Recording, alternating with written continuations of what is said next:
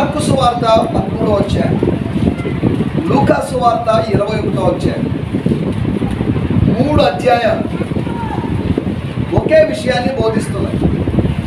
ముగ్గురు సువార్థికులు ఒకే విషయాన్ని చెప్తున్నారు. ఏంటి విషయం అంటే, ఏ విషయాలు చెప్పండి?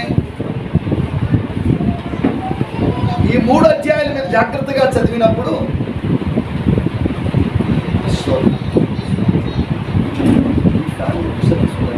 లాస్ట్ వీక్ ఫ్యాన్ డిస్టర్బెన్స్గా ఉందని చెప్పారు. చెప్పండి. కాబట్టి ఇక్కడ కూర్చున్న వాళ్ళకి ఫ్యాన్ లేదు, కొద్దిసేపు కష్టాన్ని భరించండి. కానీ అయితే పోయిన వారం కొంతమంది కంప్లైంట్ చేశారు, మేము వింటున్నామండి ప్రతి వారం, కాకపోతే పోయిన వారం ఫ్యాన్ వల్ల మాకు చాలా డిస్టర్బెన్స్గా ఉందని చెప్పారు. పోనీలండి, నా ఎదురుగా కూర్చున్న వాళ్ళు వినకపోయినా ఎక్కడో దూర ప్రాంతం ఉన్నవాళ్ళైనా వింటున్నారు కానీ దేవుని మాటలు. దేవుని స్తోత్రం. కానీ ఏదేమన్నప్పటికీ అలాగనే ఎదురుగా కూర్చున్న వాళ్ళని నిర్లక్ష్యం చేయలేను. ఎదురుగా కూర్చున్న వాళ్ళని దృష్టిలో పెట్టుకోవాలి. ఎదురుగా లేని వాళ్ళు, ఆన్లైన్లో చూస్తున్న వాళ్ళని కూడా దృష్టిలో పెట్టుకోవాలి. ఈరోజు మన మధ్యలోకి టోనీ వచ్చాడు. టోనీ గుండు చేయించుకొచ్చాడు. ఎందుకు చేయించుకున్నాడు? సమ్మర్ అనేమో మనకి తెలియదు. ఆ డాండ్రఫ్ వల్ల. దేవుని స్తోత్రం. హల్లెలూయా. మార్కు సువార్త 13వ అధ్యాయం నుంచి మనం కొన్ని విషయాలు ఆలోచించబోతున్నాం. 3 అధ్యాయాలు నేను నాకు చెప్పినట్టుగా మత్తయి 24, మార్కు 13, లూకా 21 యేసు ప్రభు యొక్క శిష్యులు అడిగినటువంటి ప్రశ్నకి లేకపోతే ప్రశ్నలకి సమాధానం చెప్పాడని. అసలు ఇవన్నీ ఎప్పుడు జరుగుతాయి, వీటి గుర్తులేంటి అనేటువంటి విషయాలకి ఆయన ఇచ్చిన వివరణ మనం చూస్తున్నాం. దీన్నే కొండ మీద ప్రసంగం అన్నారు. మళ్ళీ కొండ మీద ప్రసంగం అంటే మీరు అడగొచ్చు, అదేంటది కొండ మీద ప్రసంగం, ఇది ఎట్టవుతుందని. మత్తయి సువార్త 5, 6, 7 అధ్యాయాల్లో కొండ మీద ప్రసంగం ఉంది. అది ఏ కొండ మీద చేయబడిందో ప్రస్తావించబడలేదు. కానీ ఇక్కడ ఒలీవ కొండ మీద చేయబడిన ప్రసంగం అనగా శిష్యుల యొక్క ప్రశ్నలకు జవాబులు చెప్పడం మనం చూస్తాం. దీన్ని మౌంట్ ఒలీవ్ డిస్కోర్స్ అని రాయబడింది. అనగా ఒలీవ కొండ ప్రసంగం ఇది. ఒలీవ కొండ ప్రసంగంలో ఆయన ఏం చెప్పాడు? అక్కడ వేరే వేరే ఉపదేశాలకు ఆయన అవకాశమే లేదు. ఆయన చెప్పింది ఒకటి, దేవాలయం నాశనం అవుతుంది అని చెప్పాడు. రెండవది, దేవాలయ నాశనం 1వ శతాబ్దంలో జరిగిపోయింది. రెండవది, ఆయన రాకడ తర్వాత విషయాల గురించి చెప్పాడు. రాకడకు ముందు విషయాలు మరియు రాకడ తర్వాత విషయాలు, ఈ 3 విషయాలు చెప్పాడు. ఏంటి 3 విషయాలు? చాలా విషయాలు ఉన్నాయి కదా, చాలా విషయాలు ఉన్నాయి. సూచనలు, గుర్తుల గురించే మాట్లాడాడు. కానీ మనము ఈ దినము 4 ప్రాముఖ్యమైన విషయాలు మీకు జ్ఞాపకం చేయబోతున్నాను. ఈ సూచనల సంగతి ఎలాగుందో, మరి మేము ఎలాగుండాలి, మా పరిస్థితి చెప్పండి, వాళ్ళ సంగతి వదిలేసేయండి. దేవాలయాన్ని గురించి, దేవాలయం యొక్క కన్స్ట్రక్షన్ గురించి, నిర్మాణం గురించి, దాని యొక్క సౌందర్యాన్ని గురించి పొగుడుతాడేమో అనుకున్నాడు ప్రభు. శరీర సంబంధమైన వాటి మీదే మనసు పెడతాడు. ఆత్మ సంబంధమైన వాటి మీదే మనసు పెడతాడు. ఎవరు దేని మీద మనసు పెడుతున్నారనే దాన్ని బట్టి మనం సులభంగా అర్థం చేసుకోవచ్చు. శిష్యులు దేవాలయం మీద మనసు పెట్టారు. దేవాలయం నిలిచి ఉండడం మీద మనసు పెట్టారు. కానీ 40 సంవత్సరాల తర్వాత జరగబోయేటువంటి ఇన్సిడెంట్ వాళ్ళకి తెలియదు. గతాన్ని చూస్తూ మాట్లాడిన శిష్యులు, భవిష్యత్తు చూసి మాట్లాడిన గురువు. గతాన్ని చూసి మాట్లాడడం ఎవరికైనా సులభమే. నువ్వు అటువంటి వాడివి, నువ్వు ఇటువంటి వాడి, అటువంటి దాని, వీటి దాన్ని ఏం మాట్లాడుతున్నారు వీళ్ళు? మన గతం గురించే మాట్లాడుతున్నారు. అతనా మా మధ్యలో తిరిగినోడండి, మా ఊరోడండి, అదండి ఇదండి నేను చెప్పగలను. కానీ మన భవిష్యత్తు ఎవరికి తెలియదు. మన భవిష్యత్తు ఎరిగిన వాడు ఒక ఆయన. దేవాలయం యొక్క భవిష్యత్తు, దేవాలయంలో ఆరాధన చేసే వాళ్ళకి, దేవాలయం వెలుపల వచ్చిన వాళ్ళకి ఎవరికి తెలియదు, శిష్యులకే తెలియదు. కానీ దేవాలయం యొక్క భవిష్యత్తు ఎరిగిన వాడు యేసు ప్రభు మాత్రమే. దేవాలయం భవిష్యత్తు ఎరిగిన వాడు ఆయన ఆలయాలుగా ఉంటున్న మన భవిష్యత్తును కూడా ఎరిగి ఉన్నాడనే సంగతి మర్చిపోవద్దు. సరే, సూచనలు జరుగుతున్నాయి. ఈ సూచనలు యుద్ధాలు రాకడకు గుర్తులో లేదో, ఇంకా ఏమో జరుగుతున్నాయి రాకడకు గుర్తులో లేదో అనేదానికన్నా మనుషులను మనం గమనిస్తే, మనుషుల యొక్క ఫీలింగ్స్ని, అనుభవాలను గమనిస్తే ప్రభు రాకడ గురించి మనం సులభంగా చెప్పవచ్చు. ప్రపంచంలో జరిగే సూచనల కోసం వెళ్ళాల్సిన అవసరం లేదు. మనుషుల మధ్యలో అంటే కొన్ని అనుభవాలు, ఆ 4 అనుభవాలు మీకు జ్ఞాపకం చేస్తాను. ఇప్పుడు రష్యా యుక్రెయిన్ వార్, దానికి ప్రభు రాకడికి సంబంధం ఉందని దాన్ని అర్థం చేసుకుంటే మనకు అర్థం కాకపోవచ్చు. కానీ సులభంగా అర్థం కావడానికి మీకు 4 విషయాలు గుర్తు చేస్తాను. యేసు ప్రభు శిష్యులు ఏకాంతముగా ఉన్నప్పుడు ఆయన అడిగారు. ముందు అడిగారు, దేవాలయం ఎలా ఉంది? సూపర్ అయ్యా మీ దేవాలయం అంటాడేమో అనుకున్నాను. నో, యేసు ప్రభు యొక్క ఆలోచన విధానం భిన్నంగా ఉంది. కొంతమంది చచ్చిపోయారు. సిలోయేము గోపురం కూలిపోయి 18 మంది చచ్చిపోయారు. పిలాతు కొంతమందిని చంపాడు. ఇటువంటిప్పుడు అడిగాడు, వాట్ ఈస్ యువర్ కామెంట్, మీ అభిప్రాయం ఏంటి అని అన్నప్పుడు, అవునండి పాపం వాళ్ళు అనవసరంగా చచ్చిపోయారు అని అనలేదు. మారు మనసు పొందకపోతే మీరు కూడా అలాగే వస్తారని చెప్పారు. ఇది ఎలాగుందంటే యేసు ప్రభు చేతికి కర్రనిచ్చి ఆయన చేత దండించుకోవడం, కొట్టించుకోవడం లాగుంది. ఒకడికి కర్రనిచ్చి మనం దండించుకోవాల్సినంత అవసరమే ఉంది. యేసు ప్రభువుకి కర్రనిచ్చినట్టుగా మరణాల గురించి మాట్లాడారు, అప్పుడు సమస్య వచ్చింది. రెండోది దేవాలయం గురించి మాట్లాడారు, అప్పుడు సమస్య వచ్చింది. బాబు మీకు తెలియని ఒక విషయం చెప్తాను. మీరు అందమైన దేవాలయం అనుకుంటున్నారు, కానీ మీరందరూ అందమైన దేవాలయం అంటున్నారేమో, కానీ నేను దీనికి ఒక పేరు పెడతాను, అంతమైన దేవాలయం అని చెప్తాను. ఏంటిది? ఏది ఈయన ఏం మాట్లాడుతున్నాడు? ఈయన మొదట్లో బాగా చెప్పేవాడు ప్రసంగాలు. రాను మేము అందమైన అంటుంటే ఈయనేమంటున్నాడు? అందమైన దేవాలయమా? అంతమైన దేవాలయం అది అందంగా ఉండి అంతమైపోయిన దేవాలయం, అంతేగా. శిష్యులు చెప్పింది భౌతికమైనది, యేసు ప్రభు చెప్పింది అక్షరాల నెరవేరింది, అది వాస్తవికమైనది. అందాలన్నీ అంతమైపోతాయి, బంధాలన్నీ బంధించబడేలైతే బిగుసుకుపోయాలు లేకుండా పోతాయి. అందాలైనా బంధాలైనా చందాలైనా ఏవైనా కానీ ఒకరోజు వాటికి ఫుల్ స్టాప్ పెడుతుంది. దేవుని స్తోత్రం. కానీ ఆత్మీయ జీవితంలో ఫుల్ స్టాప్ లేవు, ఓన్లీ కామాలే. మరణం ఒక కామా లాంటిది. కామా తర్వాత ఏముంది? స్టేట్మెంట్ ఇంకా కంటిన్యూ అవుతుంది, వాక్యం ఇంకా కొనసాగుతుంది. లోకంలో ప్రతి విషయం ఫుల్ స్టాప్ ఉంది. రాజకీయాలకు ఫుల్ స్టాప్ ఉంది, లేదా సినిమాలకు ఫుల్ స్టాప్ ఉంది, లేదా వ్యాపారానికి ఫుల్ స్టాప్ ఉంది, అన్నిటికీ ఫుల్ స్టాప్ ఉంది. కానీ ఆత్మీయ జీవితానికి ఫుల్ స్టాప్ లేదు, కామా మాత్రం ఉంది. కామా ఉంది అంటే కామా తర్వాత వాక్యము సంపూర్ణం కాలేదు, కామా తర్వాత ఇంకా కొనసాగబోతుందని అర్థం. నీ మరణం ఒక కామా మాత్రమే, ఫుల్ స్టాప్ కాదు. మనందరి మరణాలు ఫుల్ స్టాప్ కానే కాదు, కామా మాత్రమే. కామా తర్వాత ఏదో జరగబోతుంది. దేవుని స్తోత్రం. హల్లెలూయా, హల్లెలూయా.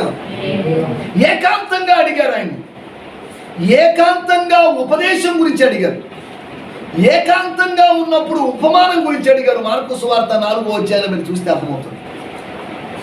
అని ఏకాంతంగా ఒక పారబుల్ గురించి అడిగాడు.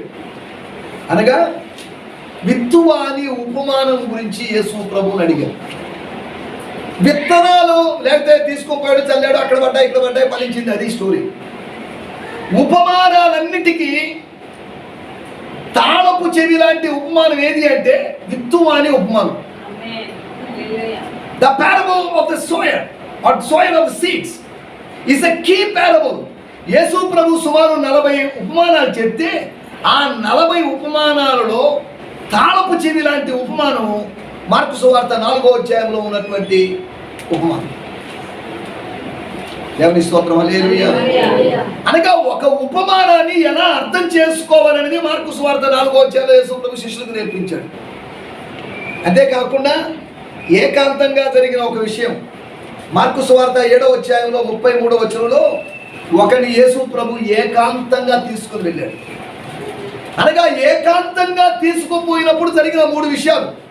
యేసుతో ఉన్న ఏకాంతంలో ఒకటి స్వస్థత జరిగింది, యేసుతో కూడా ఉన్న ఏకాంతంలో సత్యం తెలిసింది, యేసుతో కూడా ఉన్న ఏకాంతంలో సూచనలు తెలిసాయి. ఏకాంతం అంటే ఒంటరిగా కూర్చొని గడ్డం కింద చేపెట్టుకొని బుర్ర బద్దలు చేసుకోవడం కాదు, యేసుతో గడపడం. అది దేవుడు మన నుంచి నిన్న కూడా నేను దాని గురించే మాట్లాడాను. అబ్రహాము ఒంటరి వాడై ఉండగా నేను పిలిచాను. అబ్రహాం ఎప్పుడు ఒంటరిగా లేడు, కానీ ఒంటరిగా ఉన్న సందర్భాలు 3 సందర్భాలు మనం ఆలోచించాం. నేను ఒంటరిగా ఉన్న సందర్భాలు యాకోబు ఒక్కడే మిగిలిను, కానీ యాకోబుకు కంపెనీ ఇవ్వడం కోసం దేవుడు ఒక దూతను పంపించాడు. నీ ఏకాంత సమయంలో నీకు కంపెనీ ఇవ్వడానికి దురాత్మ వచ్చే అవకాశం ఉంది. యవన బిడ్డలు ఏకాంతంగా ఉండకూడదు, యవన బిడ్డలు ఎక్కువ ప్రైవసీ అనుభవించకూడదు, దానివల్ల సమస్యలు వస్తాయి. మనసు పరిపరి విధాలుగా పోతుంది. మనసు అనేది ఒక కోతి లాంటిదంట. ఈ కోతి ఈ చెట్టు మీద ఉంటుంది, ఆ చెట్టు మీద ఉంటుంది, ఇంకా ఈ చెట్ల మీదకి ఎగరడం ఇదే పని. ఈ కోతి స్థిరంగా ఒక చెట్టు మీద ఉండదు. ఈ మనసు అనే కోతిని అదుపులో పెట్టుకోండి ఎవరు పెట్టారా. ఇంకో 10 నిమిషాలు అనుకుంటారు, మొబైల్లో 1 గంట సేపు చేసేస్తారు.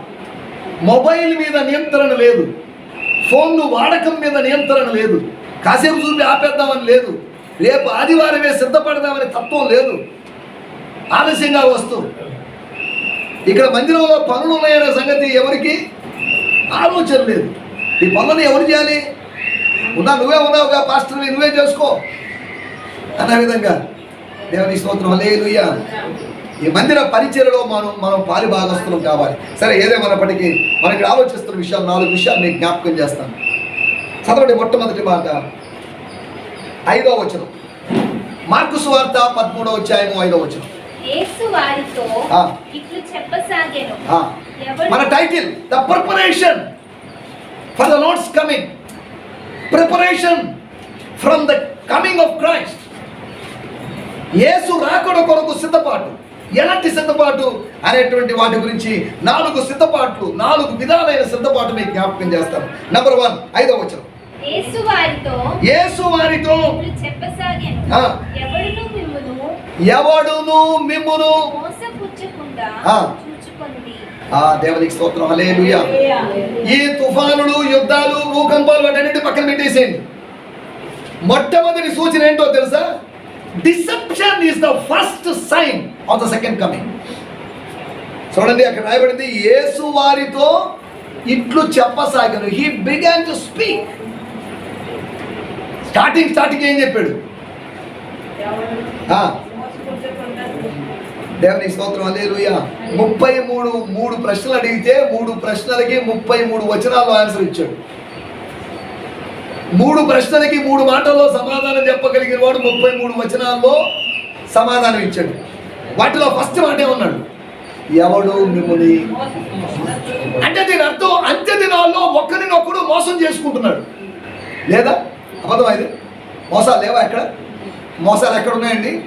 పాత రోజుల్లో రాయల వారి పరిపాలనలో రత్నాలైనా ముత్యాలైనా వీధుల్లో పారబోసి గుట్టలుగా పోసి అక్కడ వెళ్ళేవాళ్ళట. అది ఎంతవరకు వాస్తవం అని మనకు తెలియదు. అట్లా కళ్ళ మరలా తిరిగి వచ్చి చూసుకుంటే అవి అలాగే ఉండేవట. ఇప్పుడు శాపతను ఉంటూ ఉండగానే తీసేటువంటి టెక్నిక్లు మనకు ఉన్నాయి. వాళ్ళు ఎక్కడ వేసిన వస్తువులు ఇప్పటికీ కొన్ని గల్ఫ్ కంట్రీస్లో వాళ్ళు 5 సార్లు వాళ్ళ యొక్క మసీదుల్లోంచి పిలుపు వచ్చినప్పుడు వాళ్ళు కొన్నిసార్లు తలుపులు వేస్తారు, షాపులు అలాగే ఓపెన్ చేసి వెళ్ళిపోతారు. ఎవరైనా షాప్ లేడండి, ఆయన నమాజ్కి వెళ్ళాడండి, ఓకే మళ్ళీ వస్తామని అంటే. కానీ మన దేశంలో ఏమన్నా అవకాశం ఉందా? చిన్న అవకాశం దొరికితే దోచుకోవడానికి వాడు మనల్ని దోచుకుంటున్నాడు, వాడిని మనం దోచుకుంటున్నాం, ఒకరినొకరు దోచుకుంటున్నాం. అంతేగా చేసే పని. ఇక్కడ రాయబడిన మాట, ఎవడును మిమ్మును మోసపుచ్చుకోకుండా చూసుకోండి. Number 1, don't be deceived. Deception, one of the science, the main science, deception. Deceive అవుతారు మీరు. శిష్యులారా మీరు మోసపోతారు. మొదటి శతాబ్దపు ప్రజలారా మీరు మోసపోతారు. మిగతా శతాబ్దపు ప్రజలారా మీరు మోసపోతారు. మాకు తెలివి ఉందండి, మేమే మోసపోతాం.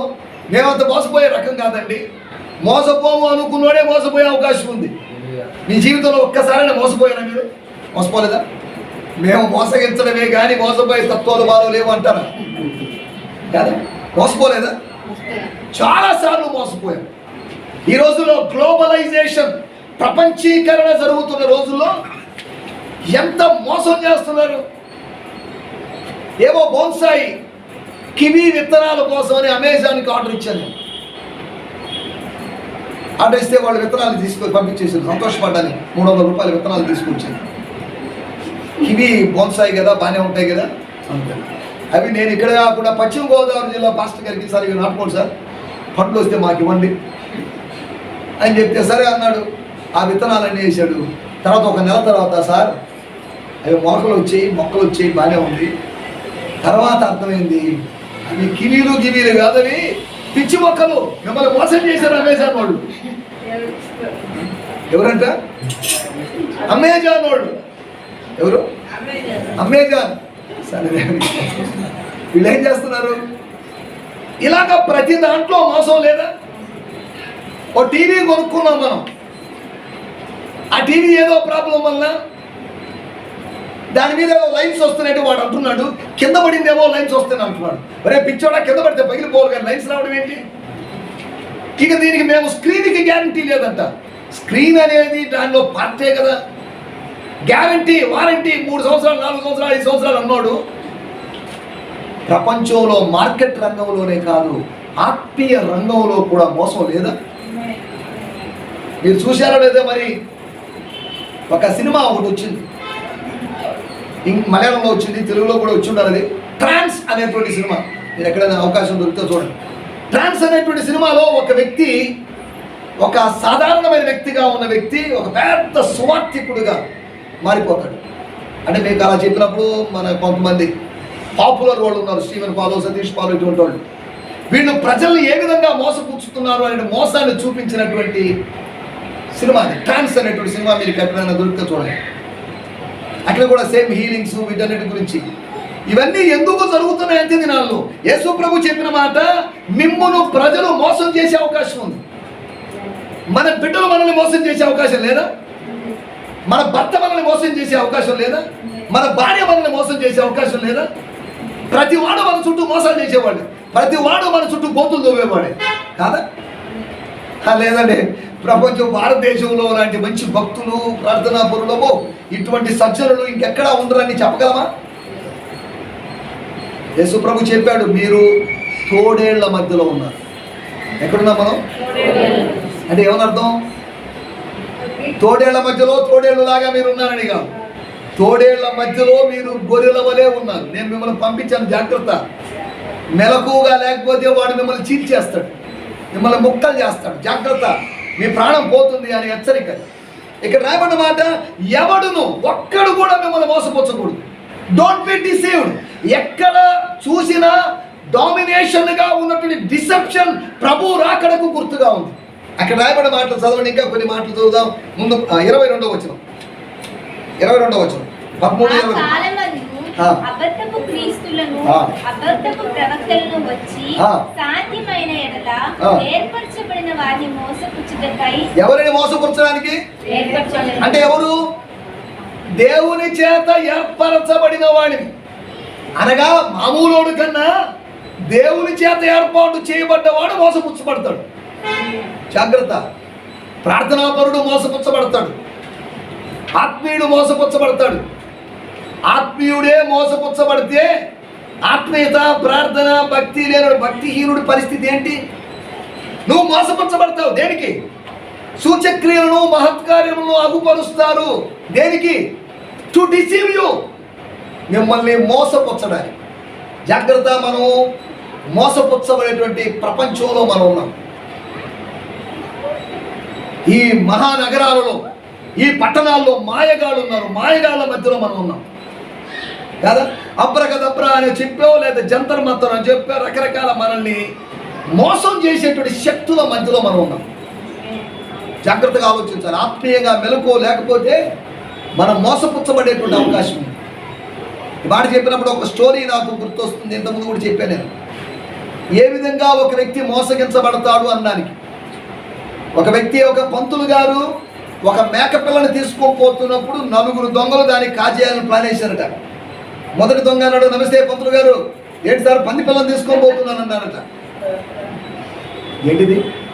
మేకపిల్ల కదా, పంది పిల్లగా ఏంటి?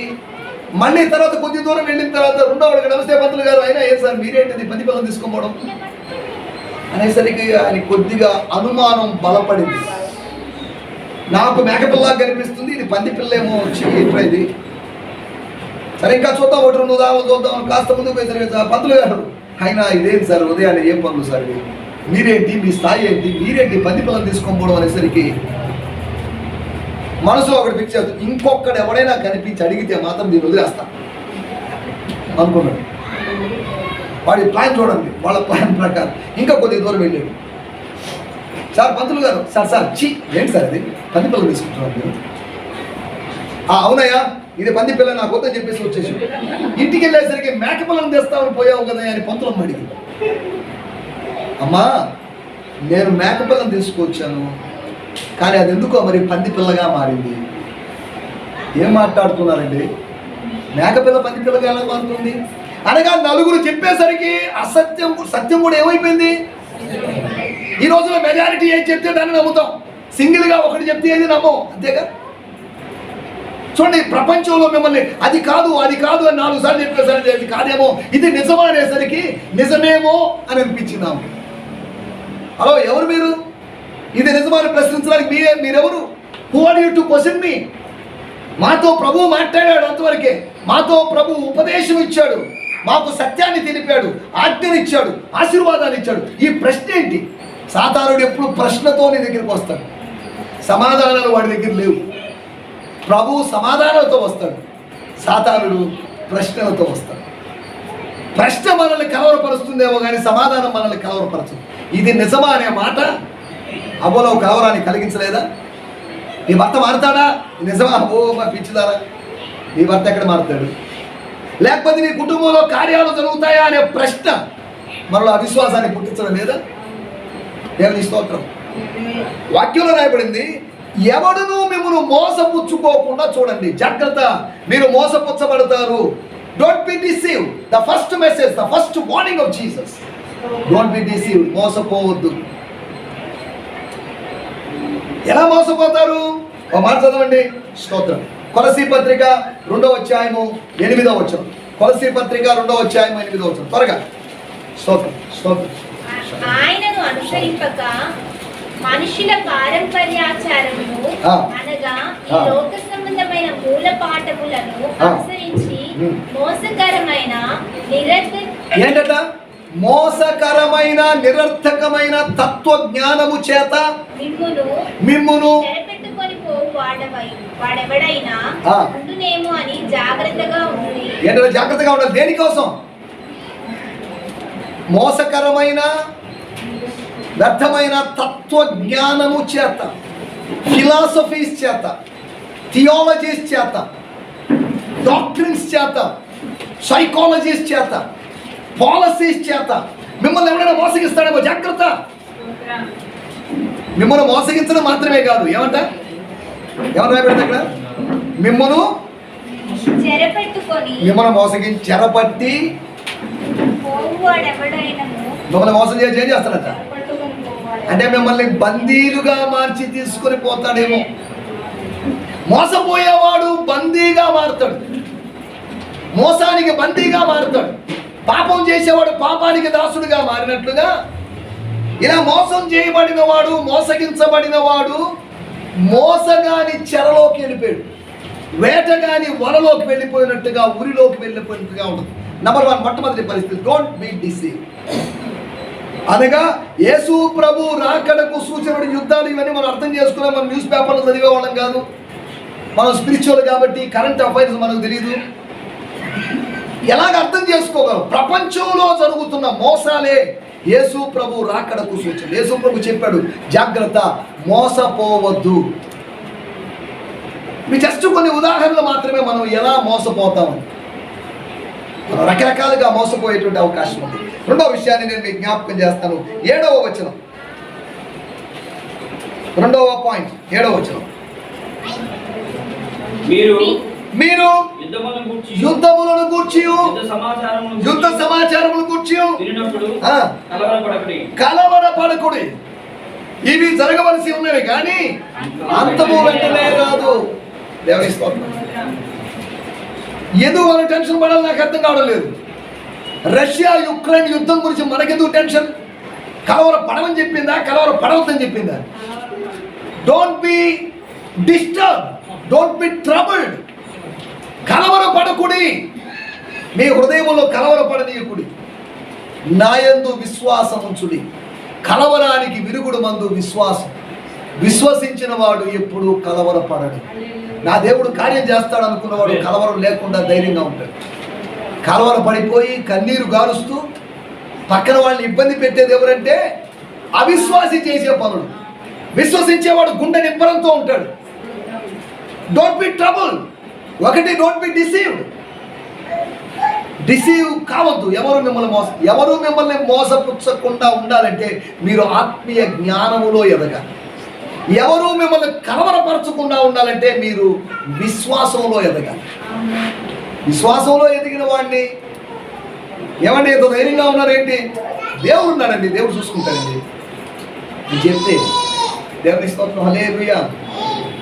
ఒక ఆంటీ గారిని నేను కొన్ని రోజుల క్రితం కలిశాను. ఆ వీడియో కూడా స్టేటస్లో పెట్టాను, కొంతమంది చూశాను. ఆమె 12 సంవత్సరాలుగా ఒక నరాల రోగంతో బాధపడుతూ మంచానికి 12 సంవత్సరాలుగా మంచానికి అతుక్కోపోయింది. ఆ స్త్రీ కూర్చొని వాక్యం చదువుతూ ఆమెతో మాట్లాడుతున్నప్పుడు ఎంతో సంతోషంగా మాట్లాడింది చూడండి. 12 సంవత్సరాలుగా మంచానికి అతుక్కోపోయిన వ్యక్తి మళ్ళా తిరిగి లేస్తాడని గ్యారంటీ లేదు. మల్టిపుల్ సెలరోసిస్ అనేటువంటి ఆ వ్యాధికి గురైనటువంటి ఆమె, ఎంఎస్ అని షార్ట్గా చెప్పేటువంటి ఆ వ్యాధికి గురైనటువంటి ఆమె, దీనికి వైద్యం లేదండి, దీనికి ట్రీట్మెంట్ లేదు, ఇంకా ఇలాగే జీవితాంతం ఉండాల్సిందే, బతికేంత చచ్చిపోయేంత వరకు ఇలాగే ఉండాల్సిందే.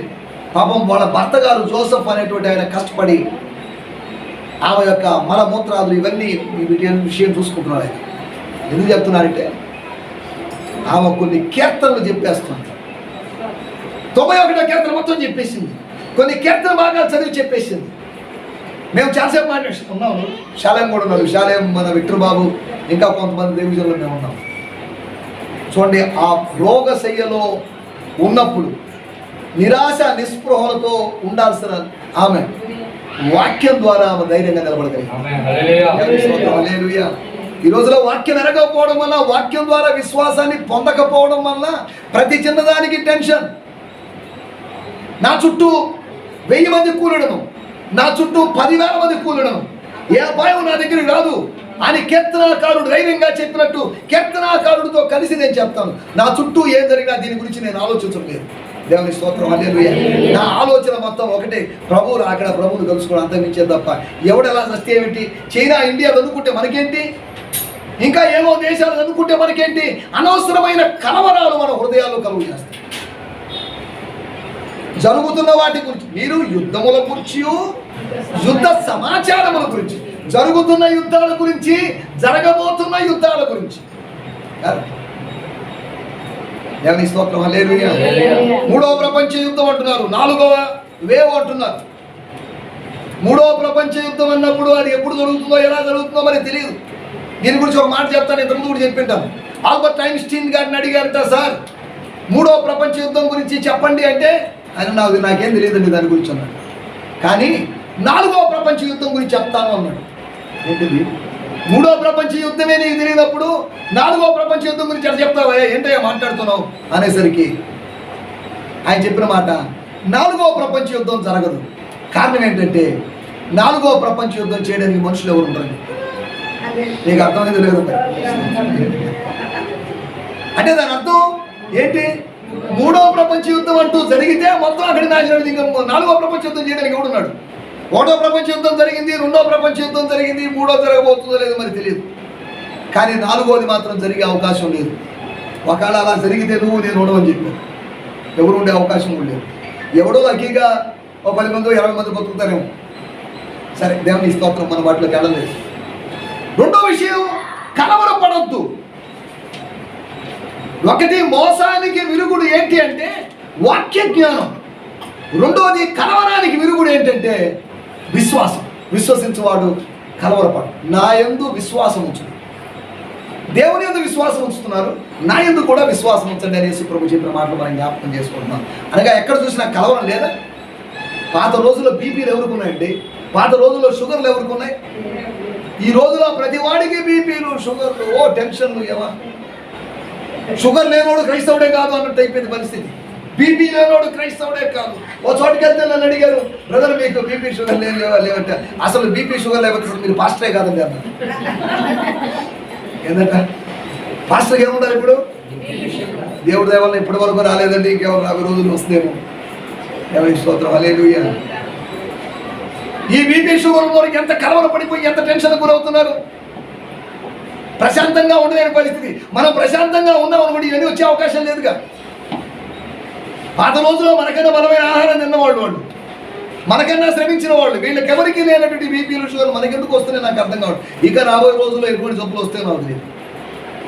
చిన్న యవనస్తుడు విజయవాడ దగ్గర ఉన్నాడు అబ్బాయికి 400-450 షుగర్, 15-16 సంవత్సరాల అబ్బాయి. సేవ చేయాలని ఇంట్రెస్ట్, అబ్బాయి సేవ చేస్తున్నాడు. ఒకరోజు వస్తాను సార్, నెల్లూరు వస్తాను సార్ అన్నాడు. నేను మనసులో అనుకో, నువ్వు షుగర్ పేషెంట్, నువ్వు ఎక్కడ పడిపోతావు ఏంటో తెలియదు, నిన్ను నేను వేసుకొని నేనేం చేయాలి? స్తోత్రం, హల్లెలూయా. చిన్న బిడ్డలకి షుగర్, చిన్న బిడ్డలకి టెన్షన్. మానవుని యొక్క మానసికమైన పరిస్థితులు తారుమారవుతున్నాయి. మనసుకు ఏమాత్రం నెమ్మది లేని పరిస్థితుల్లో మనం ఉన్నాం. దేవుని స్తోత్రం, హల్లెలూయా. మూడో విషయాన్ని నేను మీకు జ్ఞాపకం చేస్తాను. చదవండి 13వ వచనం. నా నామము నిమిత్తము అందరి చేత మీరు ద్వేషించబడుదురు, అంతవరకు సహించిన వాడే. దేవుని స్తోత్రం. మొట్టమొదటి సూచన ఏంటి? మోసం. రెండవ సూచన మానసికమైన నెమ్మది లేనటువంటి స్థితి, అనగా కలవరం. మానసికంగా నెమ్మది ఉందా ఎక్కడైనా? ప్రభువుడు అక్కడ సూచన కాదా? యుద్ధాల సంగతి పక్కన పెట్టండి, భూకంపాల సంగతి పక్కన పెట్టండి. మోసపుచ్చబడుతున్నటువంటి పరిస్థితి. ఇందాక అయ్యగారు చెప్పినట్టుగా సిలువ కొట్టు అనేటువంటి ఉద్యమం సాతాను యొక్క ఉద్యమం కాదా? 2000 సంవత్సరాల క్రైస్తవ చరిత్రలో లేని కొత్త సాంప్రదాయాలు ఇంకా ఏముంది, ఇంకా ఎక్కువ వచ్చేస్తాయి. ఆ రోజుల్లో అపోస్తల కార్యములు 13వ అధ్యాయంలో దైవజనులు వెళ్తున్నప్పుడు వాళ్ళకి బలులు అర్పించాలని, లేకపోతే వాళ్ళకి పూదండలు వేయాలని ప్రయత్నం చేసినప్పుడు, అయ్యా మీకు నమస్కారం ఆయన, మేము మీ వంటి నరులమే, మేము సాధారణమైన మనుషులమే, దయచేసి ఇవన్నీ చేయదు, దేవుని మహిమపరచనని వాళ్ళు రిజెక్ట్ చేశారు. కానీ ఈ రోజులో పూలు జల్లించుకునేవాళ్ళు కాదా, రెడ్ కార్పెట్లు పరిపించుకునేవాళ్ళు. ఘనత అంతా దేవునికి రావడం లేదు, ఈ రోజులో మనిషికే వెళుతుంది. అది విచారకరమైన పరిస్థితి. ఘనత రావాల్సింది దేవునికి మాత్రమే, మనిషికి కాదు ఘనత రావాల్సింది. మనిషికి ఏముందని, ఏం చేశాడని ఘనత వస్తుంది. నీ పాపాల కోసం ఆయన బలైపోయాడే, ఆయన్ని చంపేసిందే నీ పాపాలు, ఇక ఎందుకు నీకు ఘనత రావాల్సింది ప్రభువుకు మాత్రమే. ప్రభువు మాత్రం ఘనపరచబడాలి. మూడో విషయంలో రాయబడింది, నా నిమిత్తము, నా నామము నిమిత్తము అందరి చేత, కొందరి చేత కాదు, అందరి చేత మీరు ప్రేమించబడుదురు. ప్రేమించబడుతురా? ద్వేషించబడు. ఏంటిది? అందరూ మనల్ని ఏం చేస్తారట? దేవుని స్తోత్రం, హల్లెలూయా. ఈ రోజులో సంఘాన్ని ప్రేమిస్తున్నారు. విదేశీ నిధులు వస్తే వాళ్ళతో ఏదో సోషల్ యాక్టివిటీస్ చేస్తారని సంఘాన్ని ప్రేమిస్తున్నారు. మనల్ని ప్రేమించడం కాదు, మనల్ని ద్వేషించాలి. మన విధానాలు నచ్చడం లేదు, మన ప్రార్థన నచ్చడం లేదు, మన వ్యవహారం నచ్చడం లేదు, మన మాటలు నచ్చడం లేదు, మన ప్రార్థనలు ఇవేమి నచ్చడం లేదు. లోకానికి నచ్చుతున్నాయా? ప్రేమిస్తున్న ఉన్నట్టుగా కనిపిస్తున్నప్పటికీ వాళ్ళు ఏం చేస్తున్నారు? లోకం మనల్ని ఏం చేస్తుంది? యేసు ప్రభు చెప్పాడు, మీరు ఈ లోక సంబంధులు కాదు, లోకములో ఉన్నప్పటికీ లోకస్తులు కాదు మీరు. ఆయన మరలా చెప్పిన మాట, లోకము నన్ను ద్వేషించింది కాబట్టి మిమ్మల్ని కూడా. యేసు ప్రభుని ద్వేషించిన లోకం యేసు ప్రభు అనుచరులు కూడా ఏం చేయాలి? అరే వీడు వాడు వాళ్ళ సంబంధించిన వ్యక్తే అని ఏం చేస్తారు మనల్ని. కానీ ఈ రోజుల్లో కొంతమంది దైవజనుల్ని సమాజము ప్రేమిస్తుంది, మనుషుల ఘనత వాళ్ళకు కలుగుతుంది. ఈ లోకంలో ఘనత దొరకదు. నేను ఈ మాట చెప్పినప్పుడు ఒక మాట చెప్తాను. అమెరికా దేశపు అధ్యక్షుడు ఒకసారి వేటకెళ్ళి ఒక 10 రోజుల తర్వాత ఓడరేవుకు వచ్చినప్పుడు అతన్ని స్వీకరించడానికి విస్తారమైన జనసమూహం ఆర్భాటం హడావిడి చేశారట. ఏడికి వెళ్ళాడు? తన సొంత వేట కోసం వెళ్ళి తన సొంత పని మీద వెళ్ళినటువంటి అమెరికా అధ్యక్షుడిని రిసీవ్ చేసుకోవడానికి విస్తారమైన ప్రజలు ఉన్నారు. కానీ ఆఫ్రికాలో ఏదో మారుమూల ప్రాంతంలో మిషనరీ ఫీల్డ్కి వెళ్ళి ప్రయాసపడి 24 సంవత్సరాల తర్వాత ఒక మిషనరీ వస్తుంటే ఆయన రిసీవ్ చేసుకోవడానికి మనుషులు లేరు. ఏంటిది? 10 రోజుల క్రితం వేటకెళ్ళిన మనిషిని స్వీకరించడానికి ఎంతమంది వచ్చారు? కానీ నన్ను స్వీకరించడానికి ఎవరు రాలేదే. 24 సంవత్సరాలు మిషనరీగా వెళ్ళాను అని ఆలోచిస్తున్నప్పుడు దేవుడు చెప్పాడట, నా కుమారుడా, అతడు అతని ఇంటిని చేరుకున్నాడు, కానీ నువ్వు నీ ఇంటిని ఇంకా చేరుకోలేదు. స్తోత్రం. హల్లెలూయా. మీకు అర్థమైందో లేదో మరి. అతను అనగా ప్రెసిడెంట్ వాళ్ళ ఇంటికి చేరుకున్నాడు, కానీ నువ్వు ఇంకా ఇంటికి చేరుకోలేదు. మన ఇంటికి మనం ఇంకా చేరుకోలేదు. మన ఇంటికి చేరుకున్నప్పుడు మనకు సన్మానం ఉంటుంది. బలా నమ్మకమైన మంచి దాసుడు అనే వెల్కమ్ ఉంటుంది. ఇక్కడ మనల్ని సన్మానించేవాళ్ళు లేకపోవచ్చు, పొలమాలు వేసేవాళ్ళు లేరు. అక్కడికి కొంతమంది శాలువాలు కప్పుతుంటారు. మన తూర్పుగోదావరి జిల్లాకి వెళ్ళినప్పుడు కనీసం 7-8 శాలువాలు కప్పారు. మీరు దీన్ని శాలువా అంటారేమో, కానీ నేను సిలువా అంటానని చెప్పాను. సిలువలు వేయద్దు దయచేసి. ఎందుకండి మాకు ఈ శాలువాలు? మేము ఏం చేసాము? వాక్యం చెప్పాంగా. వాక్యం మేము రాసింది కాదు, నా సొంతంది కాదు. దీనికి ఎందుకు మాకి పొలమాలు? దేనికి మాకు? మేము రాజకీయ నాయకులం కాదు, సెలబ్రిటీస్ కాదు, వీఆర్ సర్వెంట్స్. మేము దేవుని దాసులు అంతవరకే. ఘనతలు మాకు వద్దండి. ఆయన హెచ్చవలసి ఉన్నది, మేము తగ్గవలసి ఉన్నది అని చెప్పాల్సి వచ్చింది. దేవుని స్తోత్రం. హల్లెలూయా. 3వ విషయం 13వ అధ్యాయము 13వ వచనం చదువుకున్నాం. నా నిమిత్తం అందరి చేత లోకం మనల్ని ఏం చేస్తుంది? లోకం నుంచి వేరే వచ్చారని. చదవండి. 1 పేతురు పత్రిక 4వ అధ్యాయము 3వ వచనం. 1 పేతురు పత్రిక 4వ అధ్యాయం 3వ వచనం. ఎవరు తీస్తే త్వరగా చదవండి, మన సమయం అయిపోతుంది. స్తోత్రం. రక్తం చేయండి. మనము పోకిరి చేష్టలు, అల్లరితో కూడిన ఆటపాటలు, త్రాగుబోతుల విందులు, చేయదగని విగ్రహ పూజలు మొదలైన వాటి యందు నడుచుకొనుచు అన్యజనుల ఇష్టము నెరవేర్చుచుండుటకు గతించిన కాలమే చాలును. 4వ వచనం. అపరిమితమైన అన్లిమిటెడ్ గా ఉన్నటువంటి ఆ సిన్ లో, ఆ పాపములో తమతో కూడా మీరు పరిగెత్తకపోయినందున వారు ఆశ్చర్యపడుచు మిమ్మును దూషించుచున్నారు. ఎందుకు దూషిస్తున్నారు? ద్వేషిస్తున్నారు. ద్వేషించినోడు దూషించరా? చెప్పండి. ద్వేషించినోడు, మనసులో ద్వేషం పెంచుకున్నాడు దూషించరా? బూతులు తిట్టడా? చెడుగా మాట్లాడ్డా? నిందలు వేయడా? లోపల స్టార్టింగ్ పాయింట్ ద్వేషం, తర్వాత నెక్స్ట్ పాయింట్ దూషణ. ద్వేషించిన వాడు దూషిస్తాడు. ఎందుకు దూషిస్తున్నారు? 4వ వచనం అందరం కలిసి చదువుదాం. అపరిమితమైన ఆ దుర్వ్యాపారమునందు. ఏ దుర్వ్యాపారము? ఏ పోకిరి చేష్టలు, దురాశలు, మద్యపానము, అల్లరితో కూడిన ఆటపాటలు, తాగుబోతుల విందులు, చేయదగని విగ్రహ పూజలు మొదటివా వీటి అందరూ నడుచుకుంటున్నారు. ఈ పనులున్నాయి, ఈ పాడు పనులున్నాయి చూసే. ఇది దుర్వ్యాపారం. పార్టీలు, మిడ్ నైట్ పార్టీలు, ఇంకా రకరకాల పార్టీలు, నగరాల్లో జరిగేటువంటి పబ్బుల్లో జరిగేటువంటి కార్యక్రమాలు, దేవునికి వ్యతిరేకమైనటువంటి కార్యకలాపాలు జరుగుతున్నాయి. సొదమ గొమొర్రా లాగా ఉన్నాం మనం. ఇక్కడ రాయబడింది, ఆ దుర్వ్యాపారమునందు తమతో కూడా మీరు ఇంతకుముందు పరిగెత్తున్నారు, ఇప్పుడు ఆ పరుగు ఆపేశారు. వద్దండి, మేము ప్రార్థన ఉంది, మాకు బైబిల్ స్టడీ ఉంది, మాకు చర్చ్ ఉందని వాళ్ళతో పరిగెత్తకుండా, పాపులతో పరిగెత్తకుండా పరిశుద్ధులతో మీరు పరిగెత్తుతున్నారు కనుక ఏం చేస్తున్నారట? వారు మిమ్మల్ని దూషిస్తున్నారు. వాళ్ళు దూషించడానికి కారణం ఏంటి? మనం ఏదో అన్యాయం చేయలేదు, ఏదో అక్రమం చేయలేదు. వాడు దూషించడానికి కారణం తమతో కూడా పరిగెత్తలేదు. ఏ బాప్తిసం తీసుకుంటే ఏమి, సినిమాకి వస్తే ఏమి కాదా? బాప్తిసం తీసుకున్నామండి, సినిమా రావచ్చు కదా, కొత్త సినిమా కదా. అది బ్లాక్లో కొనుక్కోవాల్సిన పరిస్థితి, కానీ మీకు ఫ్రీగా టికెట్ రావడానికి ఏమి? చూడండి, ఇది ఈ విధంగా పాపులు మనల్ని ప్రేరేపిస్తున్నారు. ఒప్పకుము. సారీ అండి, నేను చేయలేనండి ఆ పని, నేను తాగలేనండి, నేను తిట్టలేనండి, వాడి మీద గొడవకు నేను పోలేనండి, దయచేసి క్షమించండి, నేను బాప్తిసం తీసుకున్నాను, దేవుని పెట్టండి, నేను అలా చేయడానికి వీల్లేదండి. నా చేతులు కొట్టడానికి కాదండి, చప్పట్లు కొట్టడానికే కానీ వాళ్ళని కొట్టడానికి కాదండి. నా చేతులు కరచాలను ఇవ్వడానికే కానీ ఒకరిని చాచి లంపకాయలు వేయడానికి కాదండి. సారీ అండి, ఇవి నా చేతులు కాదు, ప్రభు చేతులు. ఇవి నా కాళ్ళు కాదండి, ఇది నా నోరే కాదండి. ఇంతకుముందు బూతులు మాట్లాడిన వాస్తవమే, కానీ ఇప్పుడు లేదండి. సారీ, స్తుతులు వస్తాయి. నువ్వు తిట్టినా స్తోత్రం అంటా నేను, నువ్వు బూతులు తిట్టినా నువ్వు బూతులు అంటూ ఉండు, నేను స్తుతులు అంటూ ఉంటాను. దేవుని స్తోత్రం. హల్లెలూయా. ఆ అపరిమితమైన దుర్వ్యాపారంలో వారితో కూడా పరిగెత్తలేదని ఏం చేస్తున్నారు? వీళ్ళు మనల్ని దూషిస్తున్నారు.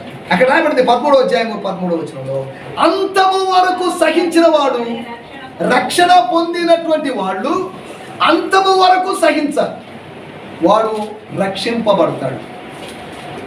చదవండి ఒక మాట కూడా, ఆమోసు గ్రంథము 5వ అధ్యాయము 3వ వచనం. ఆమోసు గ్రంథం 5వ అధ్యాయం 13వ వచనం. స్తోత్రం స్తోత్రం స్తోత్రం స్తోత్రం.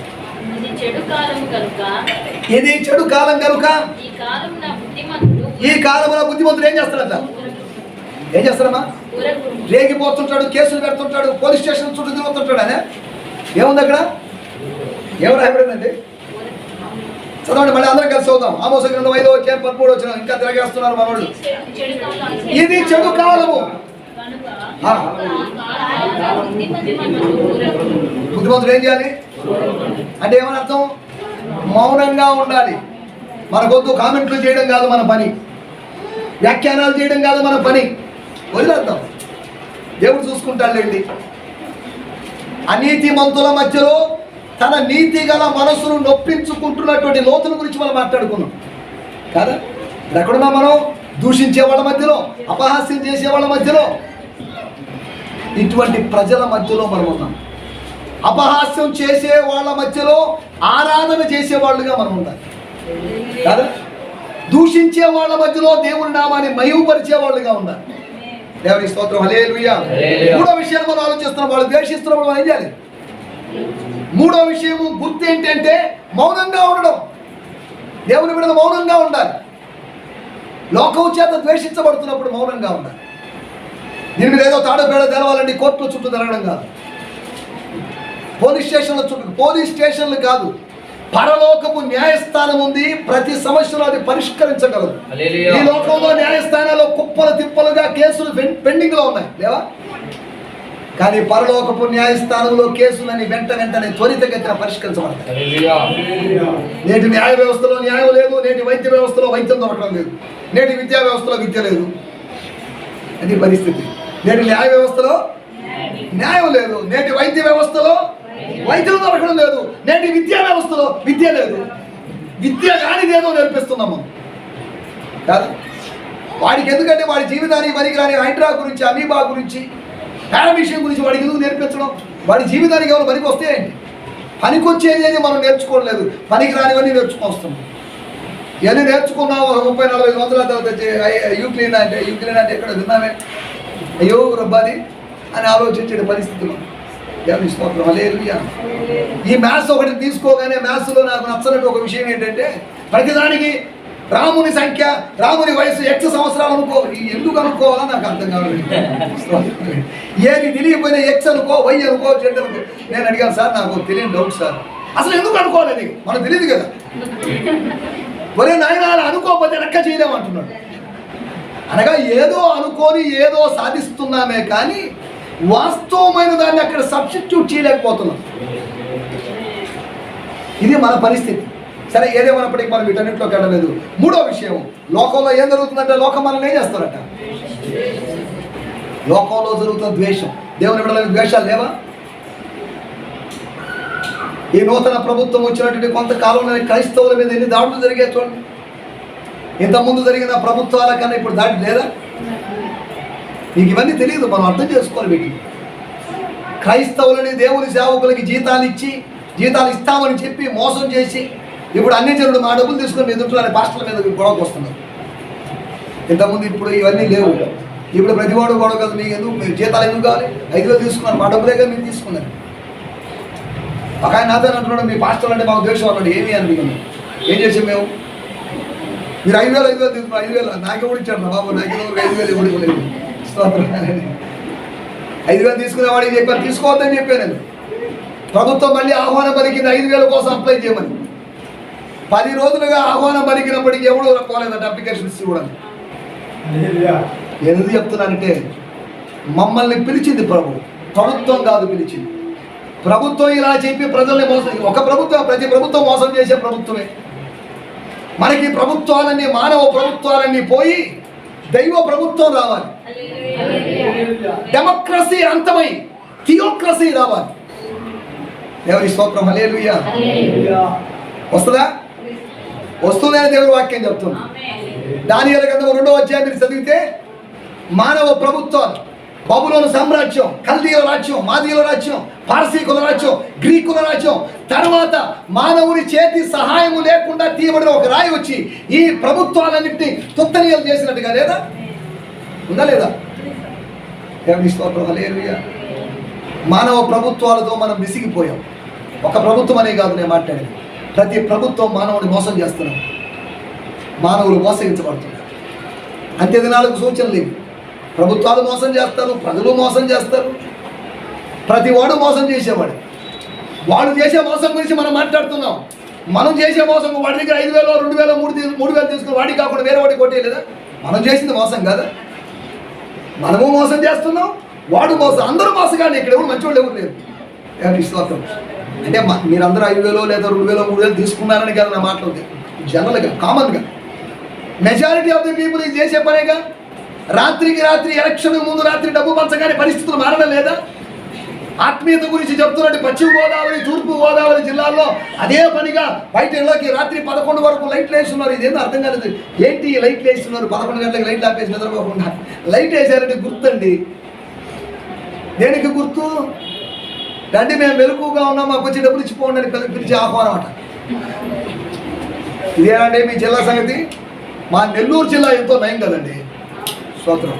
ఇటువంటి మోసాలు లేవు. అంటే నెల్లూరు జిల్లా అంతా ఏదో పరిశుద్ధమైన జిల్లా అని కాదు నా మాట ఉద్దేశం. మరి ఎంత మోసాలు ఏంటండి ఇది? వాళ్ళ డబ్బులు ఎందుకు మనకు? ఒక్క 2,000, 3,000 తీసుకున్న దానికి 5 సంవత్సరాలు మనల్ని పరిపాలించి మన నడ్డి విరవడం లేదా? చూడండి, దేవుని స్తోత్రం. డబ్బు మేము పంచామండి, మా డబ్బు మేము తిరిగి సంపాదించుకోవాలి అని అనుకోవడం లేదా రాజకీయ నాయకులు? ఎందుకు మన ఓటుని మనం అమ్ముకోవడం?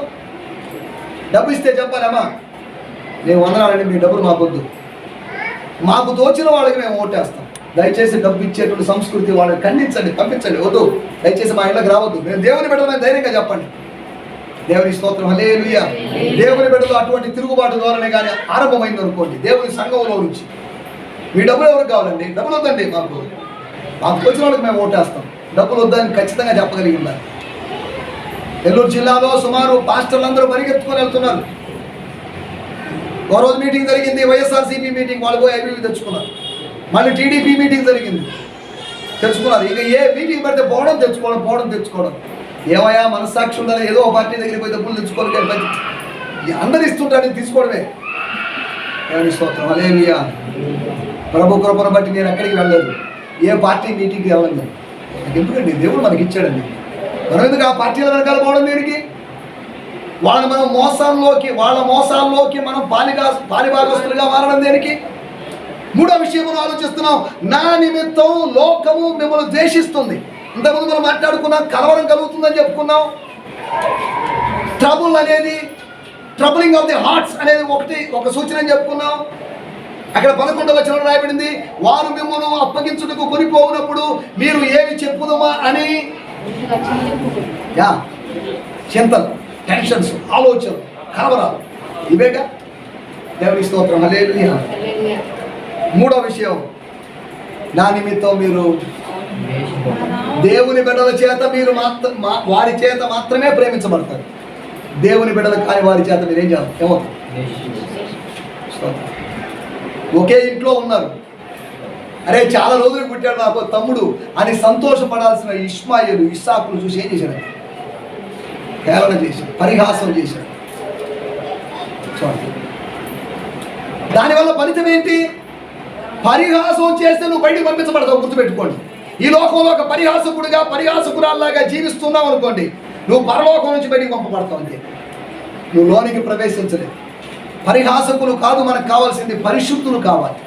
పరిహాసకులు కాదు మనకు కావాల్సింది, ప్రార్థనా పరులు కావాలి. సంఘాన్ని ప్రతిదాన్ని కామెంట్ చేసి టేక్ ఇట్ ఈజీగా తీసుకొని, ప్రతిదాన్ని సిల్లీగా మాట్లాడి, ప్రతిదాన్ని వెటకారం చేసేవాళ్ళు కాదు మనకు కావాల్సింది. దేవుని స్తోత్రం, హల్లెలూయా. మూడో విషయాన్ని మనం ఆలోచిస్తున్నాం, ఎక్కడ చూసినా మనకు కనిపించేటువంటి పరిస్థితి, మౌనంగా ఉండలేని పరిస్థితి, మనల్ని రెచ్చగొడుతున్న పరిస్థితులు మన చుట్టూ, మనల్ని హింసిస్తున్న, ద్వేషిస్తున్న, దూషిస్తున్న పరిస్థితి కాదా?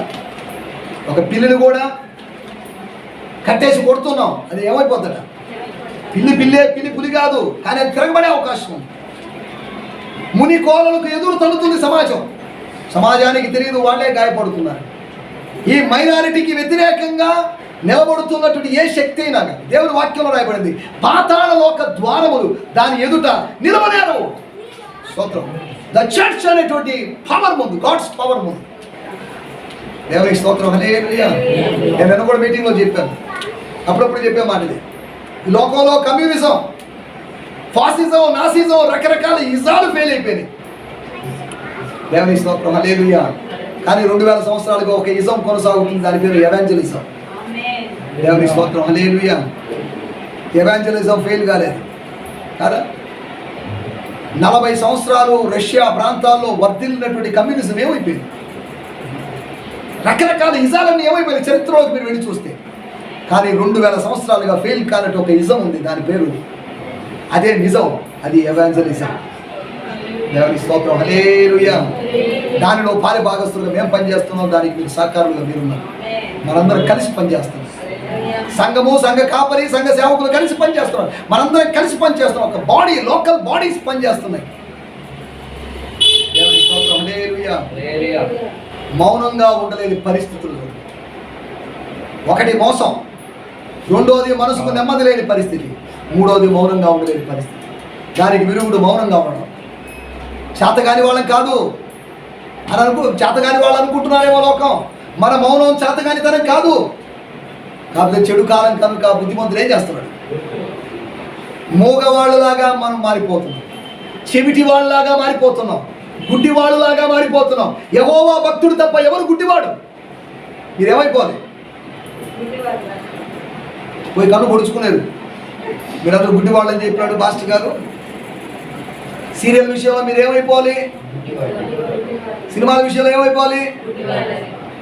కోడలు చేసేటువంటి చిన్న చిన్న పనుల గురించి దాన్ని అదే కుచ్చి అదే పనిగా చూసి ఏం చేయాలి? వాళ్ళు పిలకాయలు చేసే పనులు వదిలేసేయండి, గుడ్డివాళ్ళుగా మారిపోండి. వాళ్ళు ఏదో గుసగుస మాట్లాడు. కొంతమంది ముసలోళ్ళకి గట్టిగా మాట్లాడితే వినిపిస్తుంది, కానీ గుసగుస మాట్లాడితే వినిపిస్తుంది. మాట్లాడితే గట్టిగా మాట్లాడింది బ్రదర్ అన్నారు. గట్టిగా మాట్లాడుకుంటున్నారు. గట్టి కారణం ఏంటంటే చిన్న చిన్నగా మాట్లాడే ముసలి దానికి అర్థం. ఇలాంటి వాళ్ళు ఉన్నారు మనం. సరే, దేవునికి స్తోత్రం. హల్లెలూయా. 4వ విషయం, చివరి విషయం నేను మీకు చెప్పి ముగిస్తాను. 37వ వచనం, 37, 14, 37. నేను మీతో చెప్పుచున్నది మీతో కూడా అందరితోను, మీతోను అందరితోను, మీతోను ప్లస్ బయట వాళ్ళతోను, శిష్యులతోనూ శిష్యులు కాని వారితోను, మందలో ఉన్న వారితోనూ మందలకి వెలుపల ఉన్న వారితోనూ కామన్ మెసేజ్ ఒకటి ఇస్తున్నాను, ఫైనల్ మెసేజ్ ఒకటి ఇస్తున్నాను. ఏం చేయాలి అంటే ఎవరర్థం? నిద్రపోవద్దని. నిద్రపోకపోతే ఇలాగా రోజు 8 గంటలు 7 గంటలు నిద్రపోవాలనే కదా డాక్టర్లు చెప్పేది. ఈ మాటలు విని నిద్రపోకుండా ఏదైనా అనారోగ్యం వచ్చి ఇదంతా పాస్టర్ వల్లే జరిగింది అని నా మీద దాడికి వస్తే నాకు సమస్యగా. ఏమో రాయబడింది? మెలకువగా ఉండండి. ఒక యూనివర్సల్ మెసేజ్ ఇస్తున్నాడు. సువార్త అనేది లోకల్ మెసేజ్ కాదు. That's a universal message. That's a global message. God's message is a global message. Local కాదు ఇది. నెల్లూరు జిల్లాకు పరిమితమైన దేవుడు కాదు. నెల్లూరు జిల్లాకు పరిమితమైన సువార్త కాదు ఇది. ఆంధ్రప్రదేశ్కి మాత్రం పరిమితమైన సువార్త కాదు. ఇండియాకు మాత్రమే పరిమితమైన సువార్త కాదు. It's a global news, global good news. ఎవరి స్తోత్రం. హల్లెలూయా. ఏం చేయాలంటే మీరు 36వ వచనం చదవండి. ఆయన, అందరం కలిసి అవుదాం. 36, అందరం కలిసి అవుదాం. ఆయన అకస్మాత్తుగా వచ్చి ఏం చూస్తాడేమో? ఏం చూస్తాడు? స్తోత్రం. నిద్రపోవుట చూసినేమో గనుక మీరు ఎప్పుడు నిద్రపోకూడదని కాదు, అలర్ట్గా ఉండండి. నేను నిద్రించినను నా మనసు మేల్కొని ఉన్నది అని పరమగీత గ్రంథంలో లేదా 5వ వచనంలో 5వ అధ్యాయంలో ఆదాముకు దేవుడు గాఢ నిద్ర కలుగు చేశాడు. నిద్రపోయాడా? కానీ మెలకు వచ్చిన తర్వాత చెప్పిన మాట, నా ఎముకల్లో ఎముక, నా మాంసంలో మాంసం అన్నాడే. నేను నిద్రపోతున్నాడు కదా తెలిసింది. స్తోత్రం. హల్లెలూయా. ఆత్మ సంబంధమైన మెలకు కలిగి ఉండాలి. ఇంకో కొద్ది మాట కూడా చూడండి. 33వ వచనం. జాగ్రత్త పడుడి.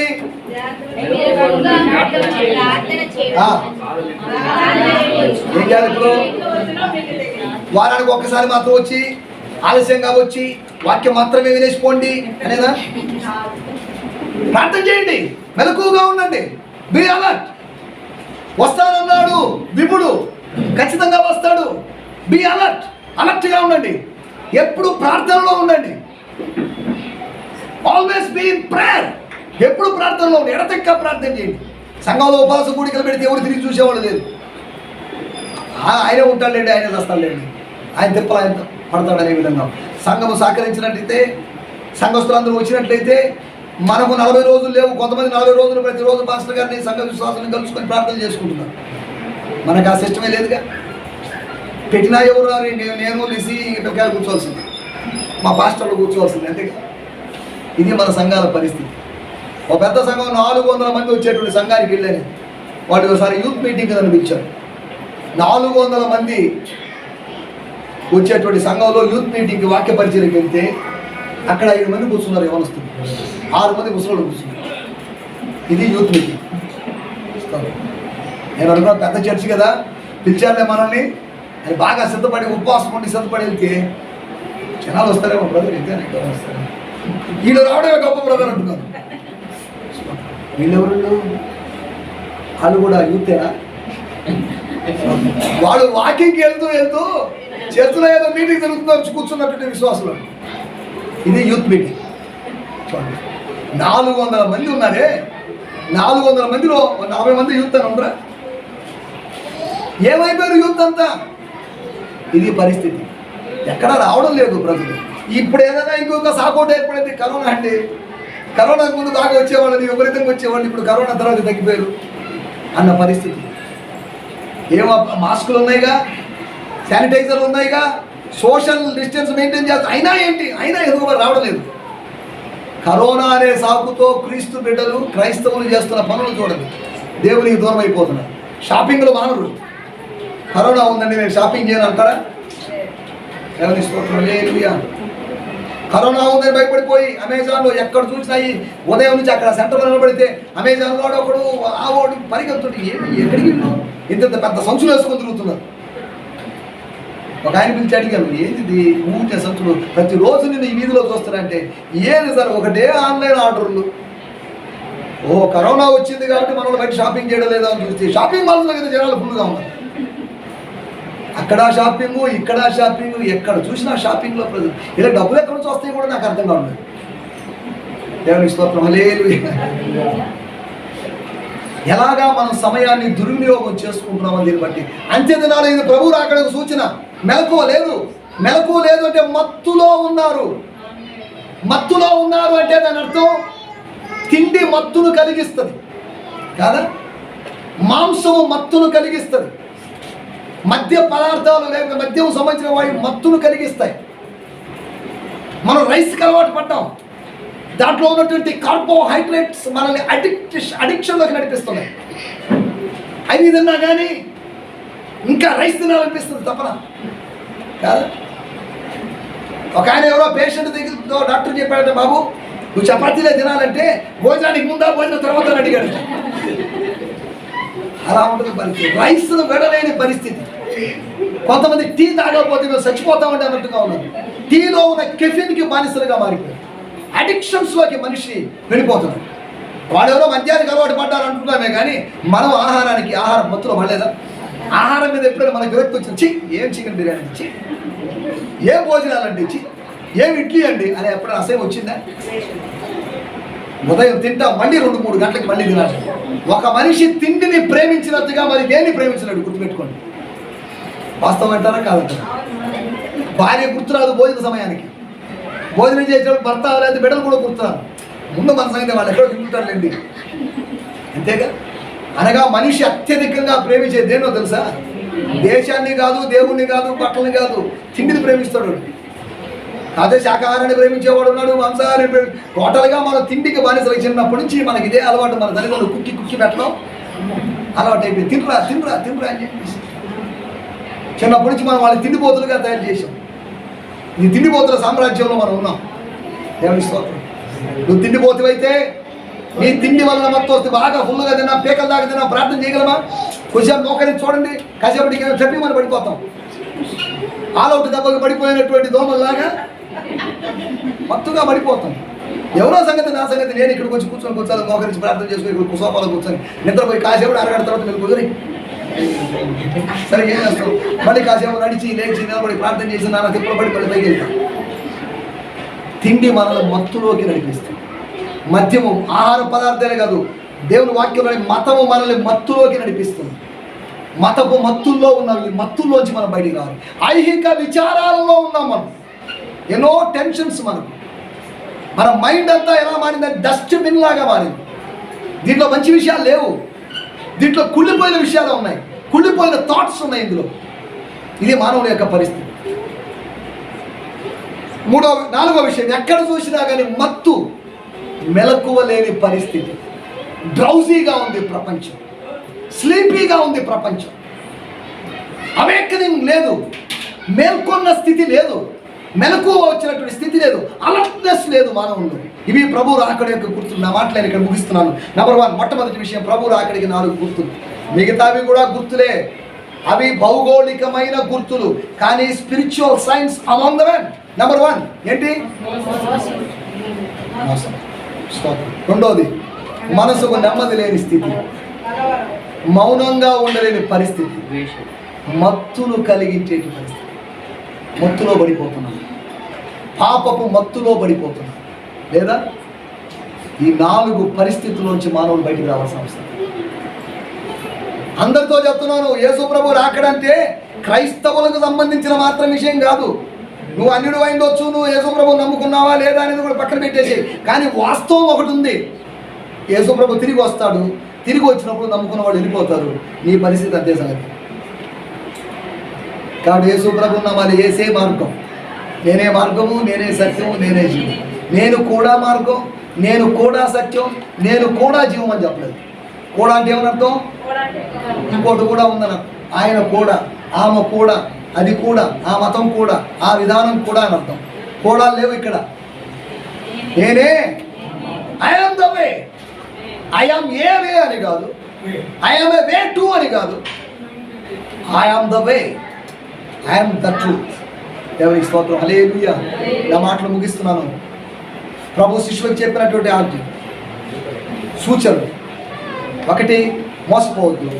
2, మనసులో నెమ్మది లేని విధంగా ఉండదు, కూల్గా ఉండండి, ప్రశాంతంగా ఉండండి, టెన్షన్ తెచ్చుకోవద్దు, ఆవేశపడద్దు, ఉద్రేకానికి గురి కావద్దు. ఏదో కొంపలు అంటుకోబోతున్నాయని కంగారు పడాల్సిన అవసరం లేదు. ఏం జరగలేదు, నథింగ్ వుడ్ హ్యాపెన్. దేవుడు అనుమతించింది ఏది జరగదు. వీళ్ళ అమ్మకు బాగాలేదు ఒకటే నిన్న ఏడ్ చేశాడు, 4 మాటలు గొంతులోంచి బయటికి రాలేదు. ఇది మన పరిస్థితి. అవసరమైతే మన కుటుంబ సభ్యుల డెడ్ బాడీస్ని అక్కడ పెట్టేసి మనం ఆరాధన జరిగించాలి. భుజబున్నెల్లూరులో ఒక పాస్టర్ గారు ఉన్నారు, వాళ్ళ మామగారు చనిపోయారు. నేను సంఖ్యం గారు అందరూ వెళ్ళాం.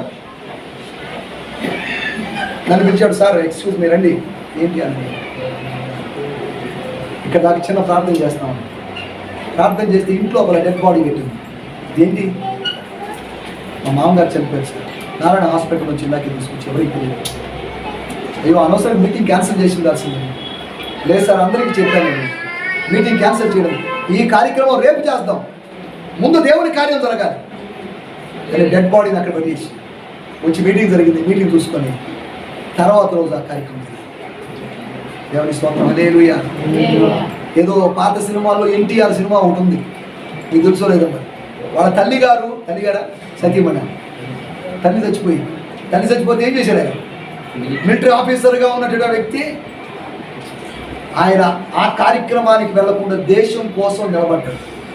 ఇది వాస్తవమో కాదో మరి నిజంగా జరిగిన స్టోరీ నాకు తెలియదు, కానీ ఒక లౌకికమైన వ్యక్తే ఇంత ఏమంటారు నిష్టగా తాను నమ్ముకున్న దాని కోసం, తన దేశం కోసం నిలబడితే దేవుని బిడ్డలు తమ దేవుని కోసం ఎలా నిలబడాలి?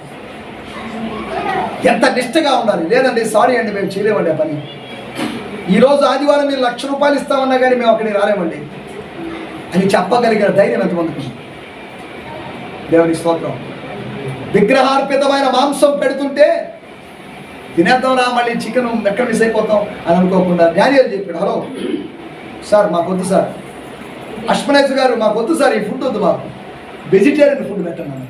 ఈ రోజులో ఏ యూత్ అయినా మాకు వద్దండి, ఎందుకండి బిర్యానీ ఎందుకండి అని అన్నారా? మొక్క లేదా అంటున్నారు. ఇది పరిస్థితి, మన యూత్ యొక్క పరిస్థితి. ఆ సమర్పించుకున్నటువంటి ఆ డానియల్ 5 మంది రాజుల కాలంలో పరిపాలన చేసింది. సుమారు 70 సంవత్సరాలు బబులోను చెర కాలం అంతా తాను రాజులు మారారు కానీ దానియేలు మారలేదు. గుర్తుపెట్టుకోండి, ఎవడైతే తన తీర్మానాల కోసం స్థిరంగా నిలబడతాడో వాళ్ళ మీద ఉన్న రాజులు ప్రభుత్వాలు మారితే కానీ వాడు మాత్రం మారడు. దానియేలు 70 years వరకు రాజా ఆస్థానంలోనే కొలువు చేసి. దేవుని స్తోత్రం, హల్లెలూయా. దేవుని బిడ్డలారా, ఈ దినాల్లో మన విశ్వాసం కోసం మనం నిలబడదాం, స్ట్రాంగ్గా నిలబడదాం. మన ఫెయిత్ కోసం, మనం నమ్మిన దానికోసం స్థిరంగా నిలబడదాం. ప్రభు త్వరగా రాబోతున్నాడు. Is on the way. ఆయన మార్గ మధ్యలో ఉన్నాడు. ఆయన వచ్చి మీరు గాఢ నిద్ర పట్టడం లేకపోతే గొరకలు పెట్టి నిద్రపోవడం చూస్తాడేమో, అదిగా చూడాలనుకుంది. మీ మెలకువను చూడాలనుకుంటున్నాను. పరమగీత గ్రంథం 5వ అధ్యాయంలో నా మాటలు ముగించేస్తున్నాను. ఒక ఆమె అలాగే తన ప్రియుడు వచ్చి తలుపు తడుతున్నాడు. మాయ్